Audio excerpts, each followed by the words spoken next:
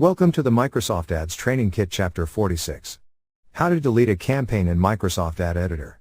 In this video tutorial, we are going to take a look at how to delete a campaign in Microsoft Ad Editor, step by step. So let's get started. So we are inside the Microsoft Ad Editor account, and on left you can see a list of all your campaigns. From here, select one and right-click on it. From the list, select Delete. Then you can see that the campaign moved to last and is crossed out. Similarly, repeat the process with another campaign. Now select it from the bottom, and when you right-click on it, you won't see a delete option. Similarly, you can delete as many campaigns as you want.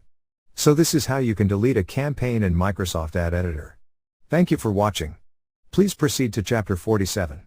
Import Google Ads campaign. Inside that video, we are going to take a look at how to import your Google Ads campaign, step by step. See you in the next tutorial.